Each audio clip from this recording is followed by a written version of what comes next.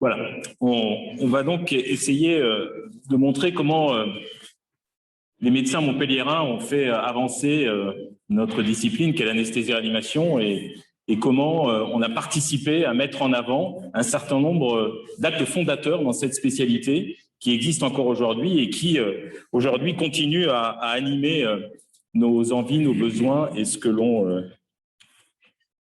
Pas de problème.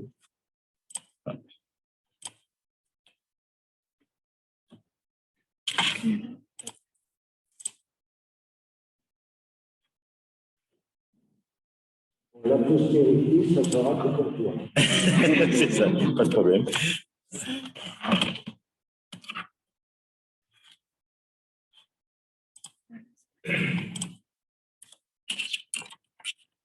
C'est bon? D'accord, merci. Donc le titre qui avait été mis en avant par Eric, et je le remercie, c'était l'anesthésie-réanimation innovante de la neurolepte-analgésie à la ventilation non invasive. Alors là, je vais vous dire, c'est un monde. C'est un monde parce qu'en fait, c'est le croisement de presque 3 spécialités en une. Donc, on va essayer de voir comment on peut mettre tout ça dans un même panier. Alors d'abord, l'anesthésie-réanimation est quelque chose d'assez particulier. C'est une discipline transversale. Et si on demande aux Français globalement, est-ce que vous connaissez, alors avant le Covid, parce que maintenant tout le monde connaît la réanimation, mais je peux vous assurer que ce n'était pas franchement le cas peut-être, connaissez-vous l'anesthésie? Eh bien, 9 Français sur 10 disaient oui, ça l'anesthésie on connaît, soit pour un membre de notre famille, soit par nous-mêmes. Connaissez-vous la réanimation? Là, c'était beaucoup moins sûr. 30 à 35% des patients, des gens interrogés connaissaient la réanimation, et essentiellement parce que, soit par eux-mêmes, soit par un proche, ils y avaient été confrontés. Alors, quelques chiffres, il faut que vous ayez en tête le nombre de gens dont l'anesthésie-réanimation s'occupe par an. 350 millions d'anesthésies dans le monde tous les ans. 10 à 11 millions en France, 45 000 au CHU de Montpellier. Bon, c'est pas peu tout de même. Et puis, si on regarde, c'est 1 à 25% de complications post-opératoires et d'admission en réanimation. Alors, vous me direz, le range, il est incroyable, 1 à 25%. Alors, bien évidemment, ça dépend des spécialités, des prises en charge. Et il y a plus d'admissions très clairement en soins intensifs ou en réanimation pour la chirurgie cardiaque que pour la chirurgie du canal carpien, quoique on peut avoir une chirurgie du canal carpien et être bien mal en point, malheureusement. Alors, l'anesthésie-réanimation, c'est 2 grandes époques. La première, c'est celle des années 60 à 80, où on était très suspicieux face à l'anesthésie-réanimation. Il y avait des morts, on rentrait parce qu'on avait un corps au pied, on sortait dans un cercueil. Donc, il y avait des choses qui étaient quand même très, très particulières. Et puis, il a fallu 20-25 ans pour arriver à ce qu'on appelle l'anesthésie-réanimation moderne, où, vous voyez, le titre de Libération, c'était au début des années 2000, « Dormez tranquille, l'anesthésie est sûre ». Mais il a fallu quand même avoir un certain nombre de progrès pour en arriver là. Parce que tout de même, effectivement, l'anesthésie-réanimation, d'abord, n'est pas égale pour tout le monde, et puis peut entraîner un certain nombre de problématiques. Alors juste, je vais essayer de voir avec vous 3 choses. D'abord, ce sont les patients les plus vieux, les plus fragiles, qui sont plus à risque. Jusqu'ici, on enfonce une porte ouverte, mais il faut savoir qu'il n'y a plus de contre-indication anesthésique à quelque chose, à proprement parler. Donc, ça veut dire qu'on endort tout le monde. Deuxièmement, qu'on a diminué de façon très importante la mortalité liée à l'anesthésie, qui, au niveau des années 60-70, était de 1%, de 1%. Dans les années 90, de 1 pour 1000 à 10 000. Dans les années 2000, de 1 pour 100 000. Et on est à peu près actuellement à 1 pour 500 000. Ce sont des mortalités liées directement à l'anesthésie, qu'on soit bien d'accord. Et puis ensuite, vous voyez, dans les mortalités liées à la prise en charge du patient, vous voyez que le patient a plusieurs risques qu'il faut qu'évidemment le médecin anesthésiste réanimateur prenne en compte pour ne pas multiplier le risque anesthésique. Alors vous me direz très bien, a priori, donc très peu de problèmes liés à l'anesthésie-réanimation. Oui, mais voilà, l'anesthésie-réanimation, ce n'est pas simplement un endormol et un réveillol. L'anesthésie-réanimation, c'est prendre quelqu'un en charge du préopératoire jusqu'au post-opératoire. Et ce qu'on sait, c'est que, vous voyez, la mortalité périopératoire dans le monde, c'est la 3e cause de mortalité. C'est la 3e cause de mortalité. Donc, il y a encore beaucoup de choses à faire. Et vous allez voir qu'à Montpellier, on a beaucoup travaillé sur ce domaine. Pourquoi? Parce que la prise en charge périopératoire en réanimation d'un patient doit être patient-centré. Parce qu'un patient n'est pas égal à un autre, parce qu'il a ses caractéristiques phénotypiques, génotypiques, il a ses caractéristiques, ses comorbidités, il a ses antécédents, il a son catastrophisme ou non. Il a tout à prendre en charge pour qu'on puisse correctement le gérer. Alors, clairement, si on essaye de parler de mon métier, eh bien mon métier, c'est innover pour guérir et c'est faire passer la réanimation au bloc opératoire et toutes les notions de bloc opératoire en réanimation. Et à partir de là, on arrive à peu près à s'en sortir pour prendre en charge le patient. Alors, voilà les facteurs sur lesquels les équipes montpelliéraines ont beaucoup travaillé ces 40 dernières années. Ce sont les facteurs liés au risque anesthésique. Vous voyez, l'anesthésie générale versus l'anesthésie loco-régionale, on va en parler 2 minutes. La douleur périopératoire qui a entraîné beaucoup de mortalité, la douleur préopératoire. On mourrait de souffrir. On n'a pas l'impression comme ça maintenant en 2021, mais c'était la vérité jusqu'au début des années 2000. L'optimisation hémodynamique et puis la stratégie de ventilation par laquelle on rejoindra la ventilation non invasive. Et vous voyez que tout un panel doit être pris en charge par le médecin anesthésiste réanimateur pour essayer de limiter le risque du patient. Alors cette diapo est chargée, c'est juste parce que j'ai voulu mettre la définition du Larousse médical. On m'a dit la neuroleptanalgésie. Très bien. Qu'est-ce que c'est que la neuroleptanalgésie? Eh bien, figurez-vous que le père de la neuroleptanalgésie, celui qui a créé, c'est Jacques Duqueslar. Alors, beaucoup d'entre vous n'ont pas connu, mais certains, je sais, l'ont connu. Jacques Duqueslar, c'était mon patron. C'était quelqu'un qui a été un Cévenol, né à Saint-Hippolyte-du-Fort, quelqu'un qui était un rude et qui a fait reconnaître l'anesthésie-réanimation en France. En France. Vous voyez, dans les années 60, il y avait 120 médecins indépendants qui faisaient de l'anesthésie en France, en 1960. C'est à peu près ce qu'il y a actuellement au CHU de Montpellier. Sur toute la France, 120 médecins. Dans les années 50, ils étaient 47 exactement. Donc, pour vous dire qu'il a fallu qu'à un moment, quand même, on mette en avant le fait que l'anesthésie-réanimation puisse gérer les patients de la bonne façon en essayant de limiter, évidemment, les complications. Et vous voyez qu'Aimé Julia, dans son traité de médecine raisonnée, disait de mon maître Duqueslar, dans les années 50, l'apparition à Montpellier des premiers appareils d'anesthésie en circuit fermé passionnément bricolés par Jacques Duqueslar et l'utilisation des nouvelles méthodes anesthésiques, la neuroleptanalgésie, ont apporté une très importante amélioration aux statistiques de la chirurgie, pour vous dire comment ça s'est décagné quand même en périopératoire, et autoriser des ouvertures nouvelles vers la chirurgie thoracique, la chirurgie vasculaire, la neurochirurgie et la chirurgie osseuse. Donc, autrement dit, c'est cette interdisciplinarité qui a fait que la chirurgie a fait des progrès, mais elle a fait des progrès aussi parce que l'anesthésie a fait des progrès. Alors, vous voyez que neuroleptanalgésie a été vue dans d'autres possibilités, qui étaient la diazanalgésie, c'est-à-dire qu'au lieu du neuroleptique, c'était des benzodiazépines, puis l'anesthésie balancée, où il y avait un mélange entre les hypnotiques, les curares, les morphiniques. Le vrai problème de tout ça, c'était la lente élimination des produits, et que donc les patients dormaient pendant 10 heures en post-opératoire. Et donc, il fallait évidemment être extrêmement attentif parce que certains repartaient dans les services de chirurgie, repartaient dans les services de médecine. Et donc, il a fallu évidemment amener de la surveillance dans tout ça. Il a fallu aussi amener de la protection, ce qu'on appelle de la stress-free anesthésia, de la protection du patient. Ce n'est pas le tout de l'endormir. Mais si quand vous endormez un patient en mettant juste un hypnotique, c'est-à-dire qui entraîne une hypnose, un sommeil, mais rien d'autre, vous avez 25 de tension, 140 de pulsation et vous avez une souffrance neurovégétative du patient, bien évidemment, ce patient va avoir des complications au post-opératoire. Un des pionniers de la protection cérébrale, c'était un autre Montpelliérain qui s'appelait Bernard Roquefeuille. Et il a beaucoup travaillé sur cette protection cérébrale périopératoire et puis la prise en charge de la douleur en réanimation et de la douleur chronique. Alors, ces élèves ont continué, vous voyez, un des plus beaux papiers de ces dernières années sur la prise en charge de la sédation par les patients qui a été publié dans l'Lancet Respiratory Medicine. C'est un papier de Gérald Champ qui est ici dans la salle de l'équipe de Samir Jaber. Et ils ont très, très bien démontré que, il fallait monitorer quelle était la souffrance du patient en périopératoire et en réanimation. Il fallait en même temps la traiter, mais si on la traitait, il ne fallait pas laisser les patients endormis comme des bûches pendant des heures et des jours, mais il fallait essayer de faire des réveils itératifs pour diminuer les complications. C'est un papier qui a beaucoup fait parler de lui.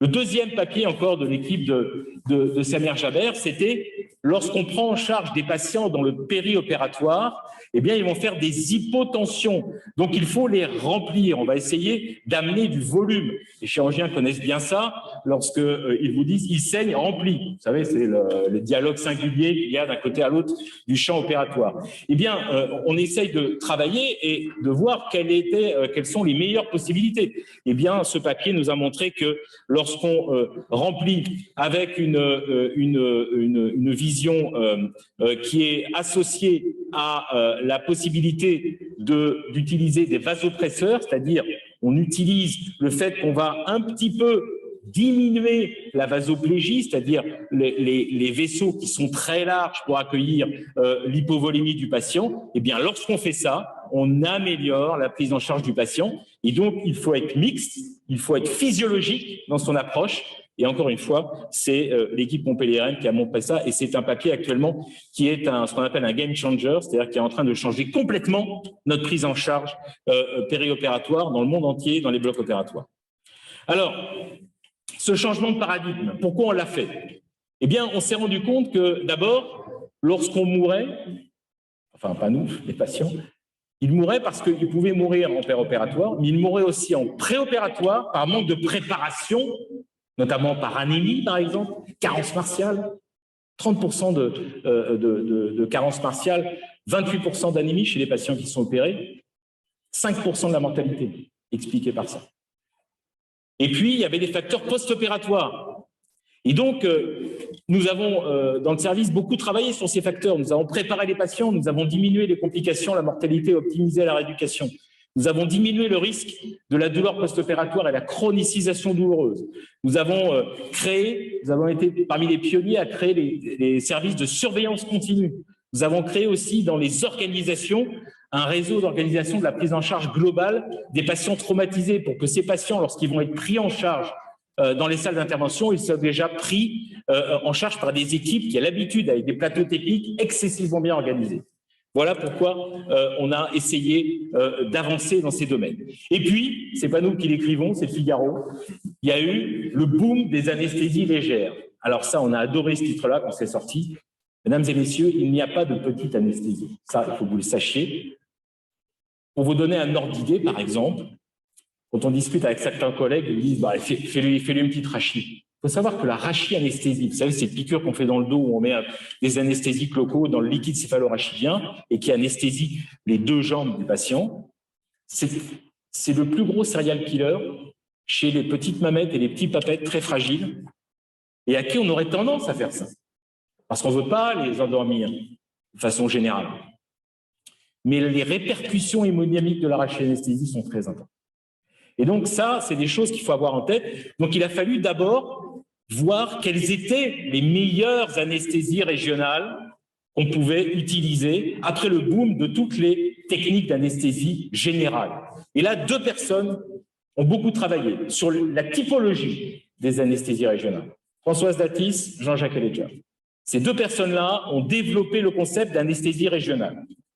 Il y avait juste un gap, à un moment donné, quelque chose qui ne suivait pas, c'était uniquement lié à l'anesthésie, au périopératoire, au moment où le patient se fait endormir. Mais est-ce qu'on pouvait utiliser ces anesthésies régionales pour autre chose? Alors, il suffit d'être inspiré par Gaston Labatte. Vous savez, Gaston Labatte, c'est la référence mondiale de l'anesthésie régionale. Gaston Labatte, c'est quelqu'un qui est né à l'île Maurice, qui a fait ses études à Montpellier d'anesthésie. C'est sa thèse qui a été passée à Montpellier, vous voyez ici. Alors, il n'y a pas de chirurgien peut-être viscéraliste dans la salle, mais l'anesthésie paravertébrale en chirurgie gastrique et intestinale. 1920. Je veux dire, il faut le faire. C'est-à-dire que les patients, on leur opérait des gastrectomies totales. Vous avez des duodénopancréatectomies. Alors, c'était à la 1920, vous voyez, ce n'était pas la duodénopancréatectomie céphalique qu'on fait maintenant.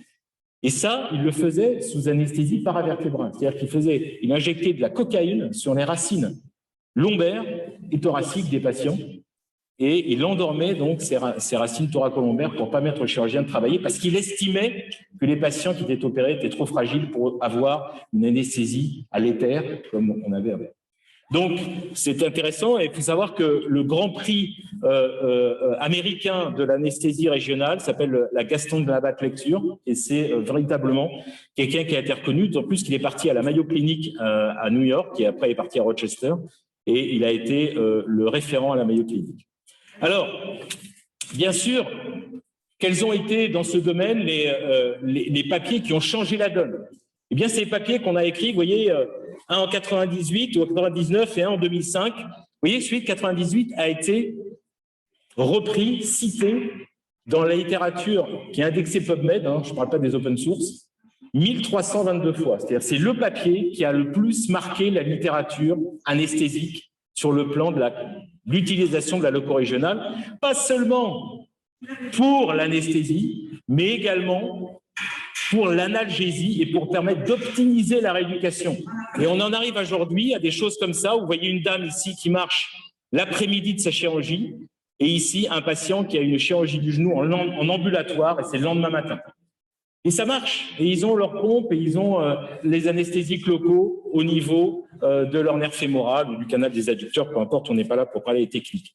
Donc ça a changé complètement la donne, ça a optimisé la rééducation, ça a diminué les complications. Et puis, l'équipe a énormément travaillé sur ces domaines. Et ça, c'est juste pour vous mettre les papiers qui ont été cités plus de 150 fois dans la littérature, comme vraiment étant des papiers qui ont inspiré la plupart des autres auteurs pour travailler sur des données qui étaient, on a tout changé, on diminue la douleur chronique post-opératoire, on optimise la prise en charge des patients. Alors, si vous savez ça, est-ce qu'on peut le faire aussi chez des vieillards ou chez des tout-petits? Eh bien oui, vous voyez ici, par exemple, c'est de la chirurgie cardiaque qui est faite chez le nourrisson. Et ici, vous avez un petit qui prend son biberon 3 heures après une chirurgie cardiaque ouverte. Et ça parce qu'on a mis ce qu'on appelle des cathéters au niveau des érecteurs du rachis, qui sont les racines thoraciques qui vont jusqu'à la cage thoracique et évidemment au sternum. Vous voyez ce petit qui a été opéré à cœur ouvert il y a 3-4 heures, prend son premier biberon, apparemment sans souffrir. Et ça, ce sont des choses qui sont très modernes comme approche et qui ont été créées, générées, je peux vous le dire, à Montpellier. Les derniers points sur la gestion à Montpellier en anesthésie, et je sais que ce matin, vous avez parlé de Google et de tout ce qui est dématérialisé, eh bien, c'est la prise en charge des patients de façon dématérialisée pour leur prise en charge analgésique et leur prise en charge de réhabilitation. Vous voyez ici un des anesthésistes du département. Donc clairement, le chirurgien pense que bon, voilà, il est en train de jouer à Candy Crush. En fait, non, il a une réalité, c'est-à-dire qu'il est sur un site qui permet, sur le patient qu'il a fait hier, de vérifier toutes les données du patient et de pouvoir les modifier par un remote control. Et donc, on a 2 gros papiers, un qui vient d'être pris dans l'anesthésio, un qui est en révision à JAMA Surgery, sur la façon de prendre en charge ces patients, mais de façon remote. 4-5 maintenant, slide pour terminer, sur la prise en charge respiratoire. Alors, je ne peux pas m'en donner la paternité, même si j'ai beaucoup travaillé sur le poumon lorsque j'ai fait ma thèse d'université et même après, très clairement, notamment sur les patients traumatisés. Mais le pape du poumon en France et en Europe, et là, il n'y a pas à discuter, c'est le professeur Samir Jaber. Et Samir Jaber, c'est véritablement la référence ultime quand on parle de ventilation en anesthésie et en réanimation. Alors, il a un concept qui est le concept de pop ventilation, c'est périopérative positive pressure, c'est-à-dire il faut, dans tout le périopératoire, dans la prise en charge préopératoire, dans la prise en charge intraopératoire, dans la prise en charge post-opératoire en réanimation ou en post-opératoire en service de chirurgie, utiliser ce qu'on fait de mieux en prise en charge respiratoire. C'est son équipe qui a montré que lorsqu'on prenait un patient et on le laissait ventiler comme ça, avec une sédation très profonde, eh bien, on entraînait une complication qui était liée à la sédation et à la ventilation par altération de ces muscles respiratoires. Ces muscles respiratoires fondaient. Vous savez ce qui arrive quand vous avez un plâtre et vous avez des muscles qui sont tout petits après 1 mois et demi de plâtre. C'est exactement la même chose qui se passe pour le diaphragme. Atrophie du diaphragme, atrophie des muscles respiratoires et donc énorme difficulté à la prise en charge des patients. Samir avait montré ça il y a quelques années avec une amélioration en disant qu'il fallait faire de la ventilation en aide progressive pour améliorer les choses et ça a été très clairement démontré depuis. Ensuite, qu'est-ce qu'a montré l'équipe de Samir? Il a montré que En opératoire, lorsqu'on prenait des patients, lorsqu'on leur mettait le tuyau dans la trachée, lorsqu'on les ventilait avec nos respirateurs en salle d'opération, il ne suffisait pas de mettre un tuyau, de mettre un volume courant à 600 millilitres et de mettre 20 de fréquence respiratoire et c'était bon. On sait très bien que ça peut entraîner chez les patients quand ils sont opérés ce qu'on appelle des volotraumatismes, c'est-à-dire des traumatismes de l'alvéole liés au volume insufflé par le respirateur, des barotraumatismes, c'est-à-dire des traumatismes de ces mêmes alvéoles donnés par la pression qui est générée dans le poumon. Et donc, Samir et des collègues ont essayé de voir si on modifiait la typologie de la ventilation, est-ce qu'on modifiait le pronostic? Et ils ont fait un critère composite, et ce critère composite, ils ont très très bien montré que lorsqu'on fait de la ventilation qu'on appelle maintenant protectrice, et que tout le monde fait dans le monde entier, dans les salles d'opération, eh bien, on diminue le risque de complications post-opératoires de façon très importante et significative. Ils ont également, pour terminer, montré qu'on peut utiliser des façons différentes de faire de la ventilation, et notamment la ventilation non invasive. Ça veut dire quoi? Ça veut dire qu'on ne met pas ce fameux tuyau dans la trachée qui doit être supporté pour le patient, et pour qu'il soit supporté, il faut le sédater profondément. On peut faire de la ventilation non invasive avec un masque, avec des lunettes, avec de l'oxygénothérapie à haut débit, ce que vous voyez actuellement sur toutes les chaînes de télé avec les patients Covid. Et à partir de là, si on fait ça, est-ce qu'on peut améliorer la prise en charge des patients? Est-ce que les patients vont être moins réintubés pour leurs complications? Et donc, c'est un papier publié dans le JAMA, encore une fois, de l'équipe de Samir, qui montrait clairement que oui, de façon très clairement significative, lorsqu'on sait utiliser la ventilation périopératoire et en réanimation, eh bien, on diminue les complications. Donc, tout ça pour vous dire que, globalement, les équipes montpelliéraines ont beaucoup travaillé dans un certain nombre de domaines de l'anesthésie et réanimation et médecine périopératoire, et que clairement, ce travail des équipes montpelliéraines ont été des game changers. Ça a changé les paradigmes, ça a changé les donnes, et maintenant, des techniques qui ont été amenées par les équipes montpelliéraines il y a 20 ans, il y a 10 ans et il y a quelques années sont utilisées dans le monde entier pour améliorer la prise en charge des patients.